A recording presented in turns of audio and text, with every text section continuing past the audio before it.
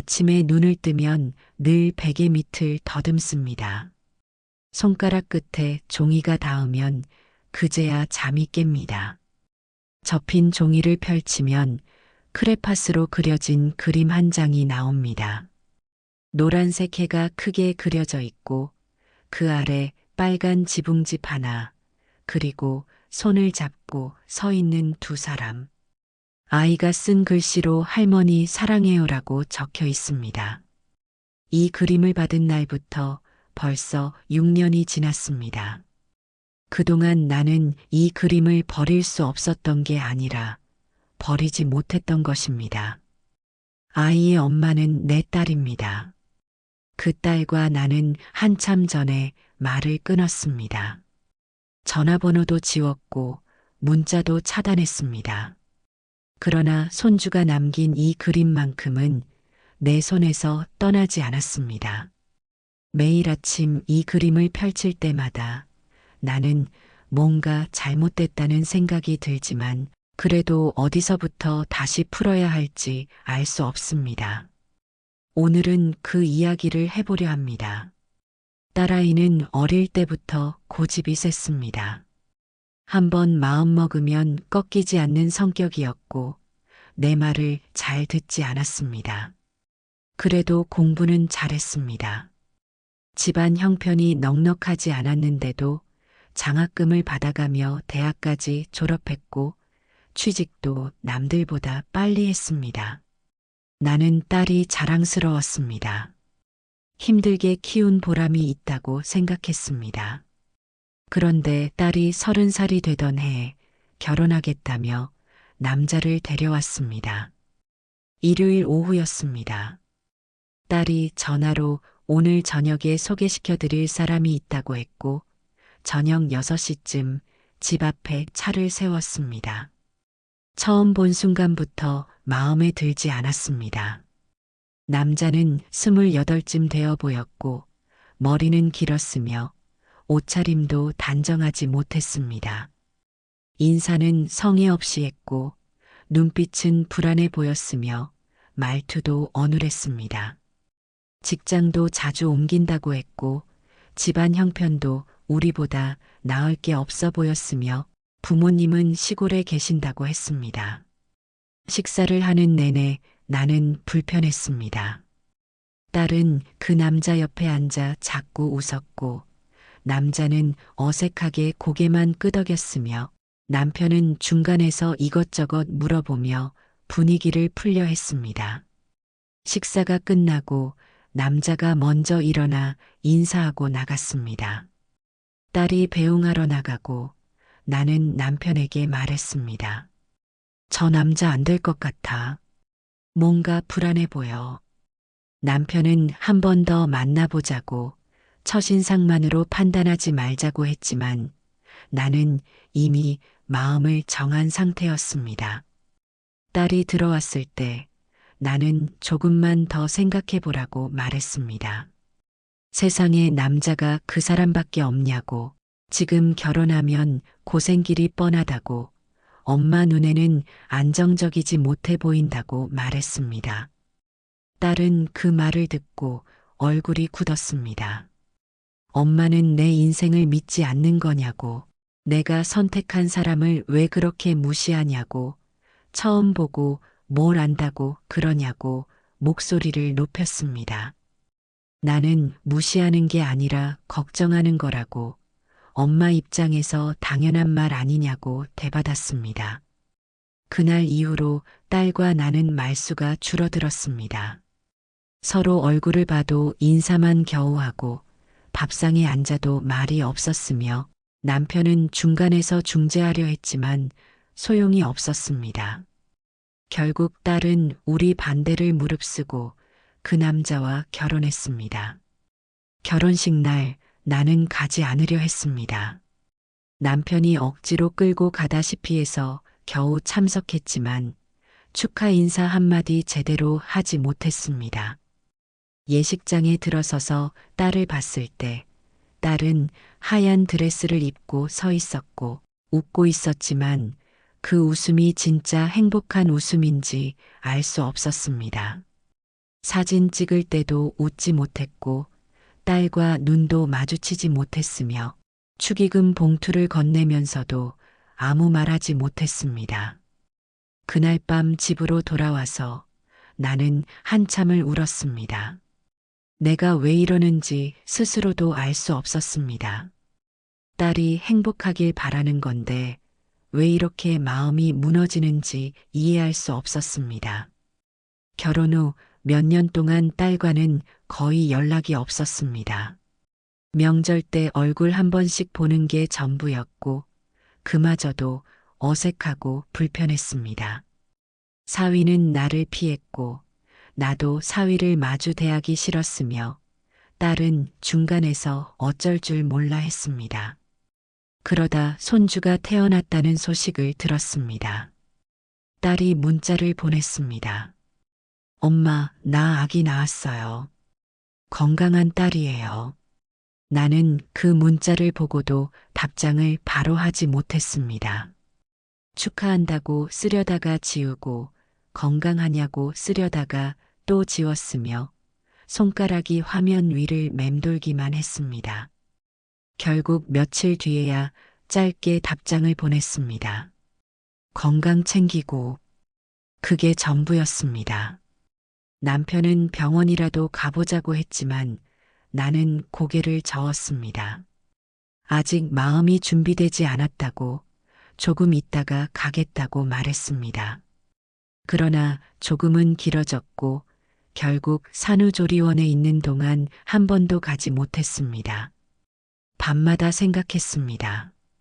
지금 가면 될 텐데, 전화라도 하면 될 텐데, 하지만 손이 움직이지 않았고, 입이 떨어지지 않았으며, 마음 한구석에 쌓인 서운함이 발목을 잡았습니다. 손주를 처음 본 건 아이가 100일이 지나서였습니다. 남편이 강하게 말했습니다. 아무리 그래도 손주는 죄가 없지 않냐고, 그 아이한테까지 이러면 안 된다고 당신이 후회할 거라고 했습니다. 나도 그 말이 맞다는 걸 알았습니다. 그래서 딸에게 연락했습니다. 아기 보러 가도 되겠냐고 물었습니다. 딸은 한참 뒤에 답장을 보냈습니다. 오세요. 짧고 차가운 대답이었습니다. 집에 갔을 때 딸은 아기를 안고 나를 맞았습니다. 인사도 어색했고 말도 이어지지 않았으며 나는 현관에 서서 한참을 그 아기만 바라봤습니다. 나는 아기 얼굴을 들여다보며 예쁘다고 말했지만 그 말이 진심에서 나온 건지 의무에서 나온 건지 스스로도 확신할 수 없었습니다. 사위는 방에서 나오지도 않았습니다. 차 한 잔 마시고 나는 일어났습니다. 딸은 배웅도 나오지 않았습니다. 현관문이 닫히는 소리가 유난히 크게 들렸습니다. 그렇게 또 시간이 흘렀습니다. 손주는 2돌, 3돌을 지나 어린이집에 다니는 나이가 되었습니다. 나는 가끔 딸에게 연락해서 아이 사진을 받아보곤 했지만 직접 만나는 일은 거의 없었습니다. 딸도 먼저 연락하지 않았고 나도 먼저 다가서지 못했으며 서로가 서로를 기다리는 것 같으면서도 아무도 손을 내밀지 않았습니다. 그러던 어느 날 딸에게서 전화가 왔습니다. 목소리가 떨리고 있었습니다. 엄마 나 이혼하려고. 나는 숨이 멎는 것 같았습니다. 뭐라고 대답해야 할지 알 수 없었습니다. 그럴 줄 알았다고 말할 수도 없었고 괜찮냐고 물어볼 용기도 나지 않았습니다. 딸은 울먹이며 말했습니다. 엄마 말이 맞았어요. 나는 이 남자랑 살 수 없어요. 매일 싸우고 매일 지쳐요. 이제 끝내려고요. 전화는 그대로 끊겼습니다. 나는 핸드폰을 쥔 채 한참을 멍하니 앉아 있었습니다. 내가 원하던 일이 일어난 건데 전혀 기쁘지 않았습니다. 오히려 가슴이 무너지는 것 같았습니다. 며칠 뒤 딸이 아이를 데리고 집으로 왔습니다. 이혼 절차가 진행 중이라고 했습니다. 당분간 여기서 지내겠다고 말했습니다. 나는 아무 말도 하지 못하고 방을 내주었습니다. 손주는 할머니 집이 신기한지 이리저리 돌아다니며 구경했습니다. 장난감 상자를 열어보고 거실 소파에 올라가 뛰기도 하고 부엌에 들어와 냉장고를 열어보기도 했습니다. 아이를 보니 마음 한구석이 짠했습니다.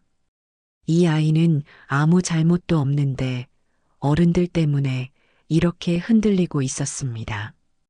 딸은 방에 들어가서 나오지 않았습니다.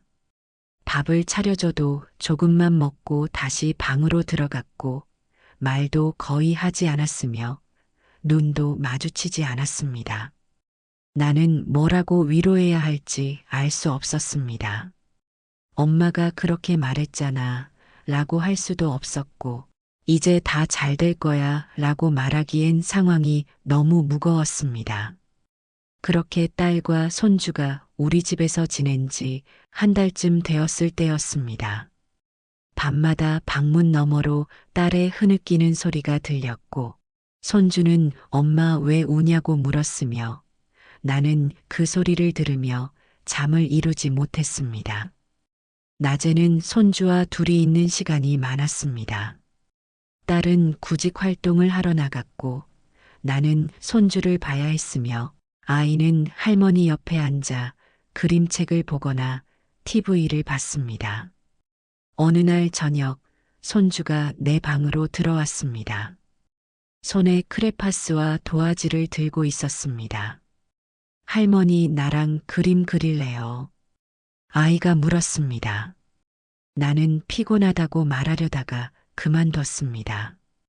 아이 눈빛이 너무 맑았기 때문입니다. 그래 그러자. 나는 대답했습니다. 아이는 방바닥에 도화지를 펼치고 크레파스를 꺼냈습니다. 나는 옆에 앉아서 아이가 그림 그리는 걸 지켜봤습니다. 아이는 노란색을 꺼내 들고 동그라미를 크게 그렸습니다. 이게 뭐냐고 물으니 해라고 대답했습니다. 그리고 주황색으로 해 주위에 선을 여러 개 그었는데 햇빛이라고 했습니다. 그 다음엔 빨간색으로 집을 그렸습니다. 지붕이 삐뚤삐뚤했지만 아이는 신경 쓰지 않았고 창문도 그리고 문도 그렸습니다. 할머니 집이에요. 아이가 말했습니다. 그 다음엔 사람을 그렸습니다. 2명이었습니다. 하나는 크고 하나는 작았는데 두 사람은 손을 잡고 있었습니다. 이게 누구냐고 물으니 아이는 웃으며 대답했습니다. 할머니랑 나요. 그림을 다 그린 아이는 글씨를 썼습니다. 서툰 글씨로 천천히 한 글자씩 적어 내려갔습니다. 할머니 사랑해요. 다 쓰고 나서 아이는 그림을 내게 건넸습니다. 할머니 줄 거예요. 나는 그 그림을 받아들고 한참을 말없이 바라봤습니다. 그러다 갑자기 눈물이 났습니다. 왜 우냐고 아이가 물었지만 나는 대답할 수 없었습니다. 그저 고맙다고 할머니가 소중하게 간직할게라고만 말했습니다. 아이는 방긋 웃고 엄마한테 돌아갔습니다. 나는 그 그림을 들고 한참을 혼자 앉아 있었습니다. 그림 속 두 사람은 손을 잡고 웃고 있었습니다. 아이가 그린 할머니 얼굴은 환하게 웃고 있었습니다. 그런데 지금 진짜 할머니는 울고 있었습니다. 그날 밤 나는 잠을 이루지 못했습니다. 손주가 그린 그림을 베개 밑에 넣고 계속 뒤척였습니다. 머릿속으로 지난 시간들이 흘러갔습니다. 딸이 결혼하겠다고 말했을 때 내가 왜 그렇게 강하게 반대했는지 돌이켜보게 되었습니다. 정말 딸을 위해서였을까요? 아니면 내가 원하는 모습대로 딸이 살아주길 바랐던 건 아니었을까요? 딸이 힘들다고 전화했을 때 나는 그럴 줄 알았다는 생각부터 했습니다. 위로보다 판단이 먼저였고 딸의 고통보다 내 예측이 맞았다는 것에 집중했습니다. 그게 엄마의 태도였을까요? 나는 스스로에게 물었습니다. 그러나 답은 나오지 않았습니다. 며칠 뒤 딸이 이혼 서류에 도장을 찍었다고 말했습니다. 이제 정리됐다고 했습니다. 새로 시작하려고 한다고 했습니다. 아이랑 단둘이 살 집을 알아보고 있다고 말했습니다. 나는 그 말을 듣고 가슴이 철렁했습니다. 딸과 손주가 이 집을 떠난다는 말이었습니다. 나는 말했습니다. 여기서 계속 살면 안 되겠니? 딸은 고개를 저었습니다.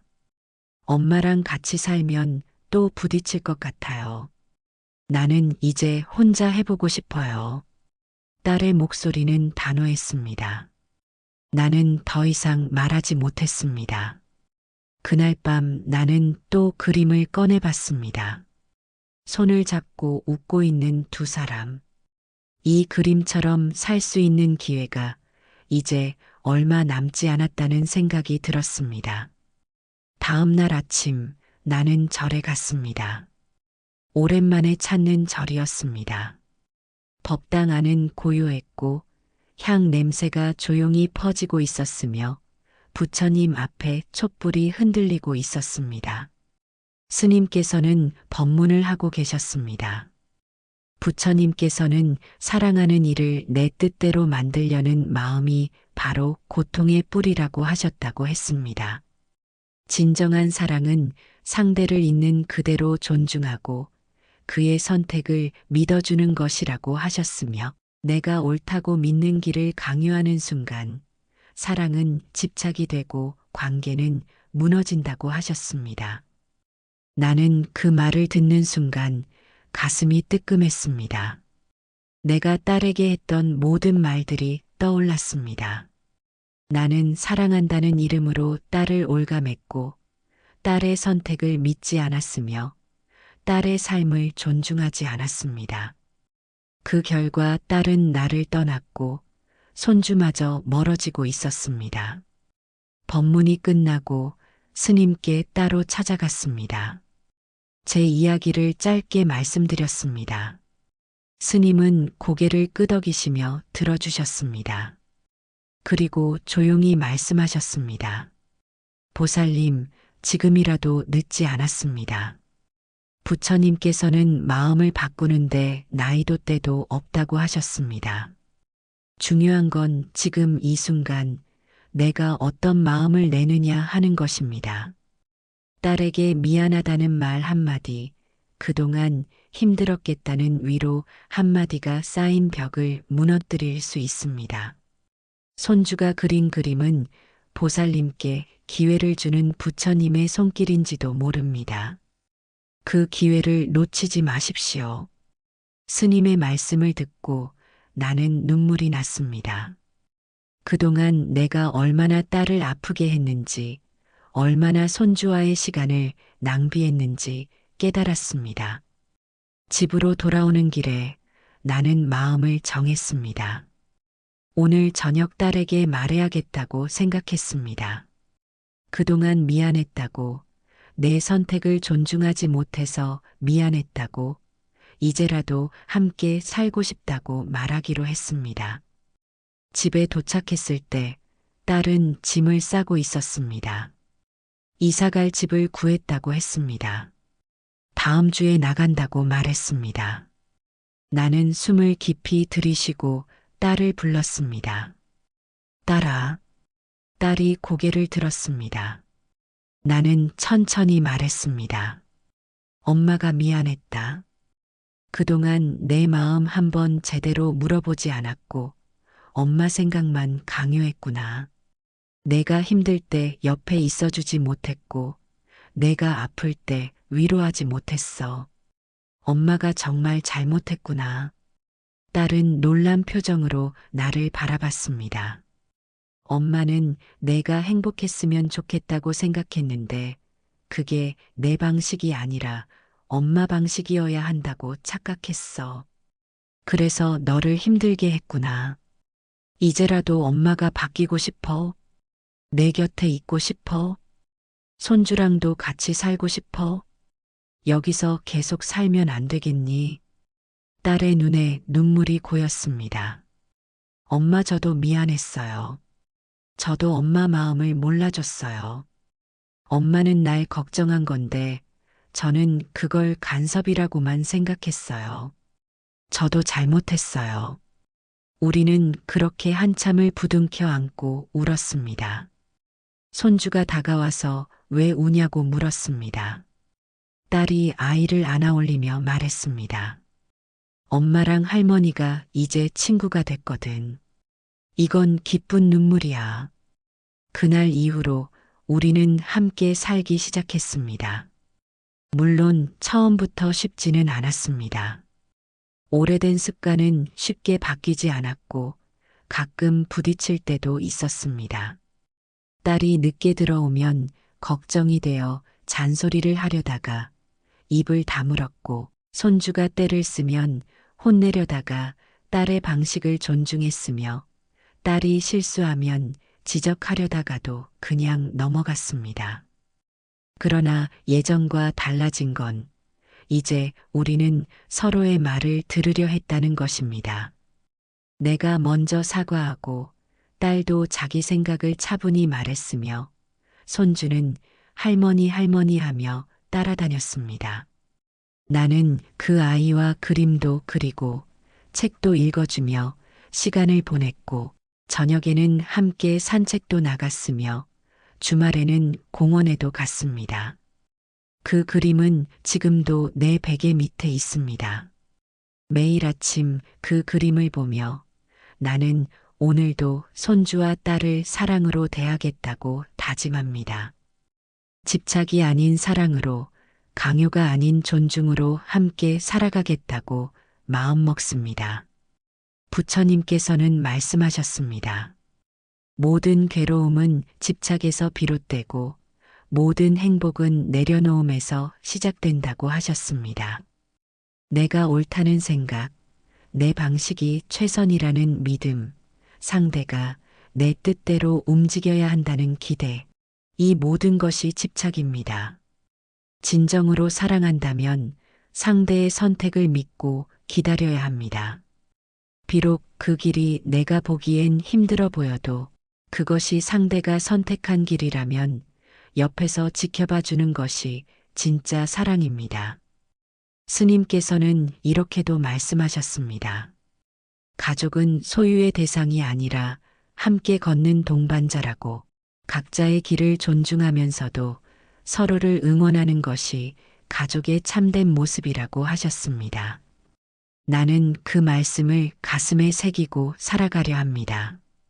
손주가 그린 그림 속 두 사람처럼 손을 잡되 서로를 올가매지 않고 살아가려 합니다. 마음 선방은 이렇게 가족과의 관계에서 집착을 내려놓고 진정한 사랑을 되찾은 어르신들과 함께하고 싶습니다. 내가 사랑한다는 이름으로 혹시 상대를 힘들게 하진 않았는지, 내 방식을 강요하진 않았는지 돌아보시길 바랍니다. 오늘 이야기가 마음에 닿으셨다면 다른 어르신들께도 이 온기가 전해지도록 구독 버튼을 눌러주시기 바랍니다. 어르신들의 구독 하나하나가 더 많은 분들께 위로를 전하는 힘이 됩니다. 오늘도 평안하시길 바랍니다. 고맙습니다.